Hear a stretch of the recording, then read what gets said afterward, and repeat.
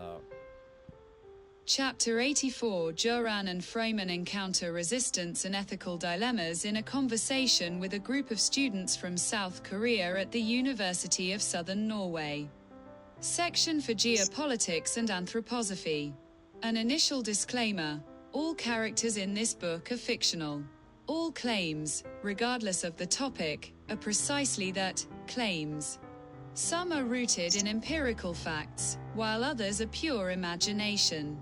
My goal is to balance vision and reality, fiction and fact, in such a way that the audience can relate to it and further build upon the swarm of ideas and notions.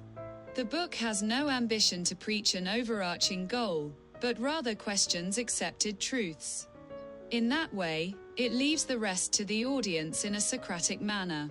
Joran called Freiman and asked for an informal meeting in the university cafeteria. Freiman suggested they choose the library cafe instead. Freiman was prepared for what was to come. He had an inkling of what Joran wanted to bring to the table. Both had been present at that now famous lecture at the Institute of Geopolitics, where the guest lecturer from Japan had made claims that triggered a reaction from the students. The relatively large group from South Korea, in particular, had reacted loudly. The lecturer's claim was, of course, controversial. In short, it amounted to disparaging the general cultural relativism that had spread throughout university circles. It was generally moral cultural relativism he attacked, not the methodological kind, which is considered harmless, more like a scientific method. But moral cultural relativism was debatable, and this was what caused tempers to flare. The lecturer was clearly marked by contempt for the very concept of relativism. When it came to culture, he was a strong proponent of his own culture, and even claimed that it was superior to others. Oh boy! Things got tense in the auditorium then. Yes, everyone knew that Japan can boast a distinct and well-developed cultural tradition, no doubt about that. But the problem arises when the spokesperson elevates their own culture over others. What we call ethnocentrism. Most students nowadays react strongly to that sort of thing. What Joran intended to bring up was a more local variation of ethnocentrism, or in disproportionate selection of a more mundane nature. He had encountered a student at the Department of Musicology at the University of Oslo who made dogmatic statements about what music is and what music is not. Joran had let himself get provoked and ended up in a discussion that became quite unpleasant after a while. They felt this music student was unreasonable and exceptionally opinionated. It upset Joran. The music student's claim was that only music written down in a score can be called music. All other music doesn't count.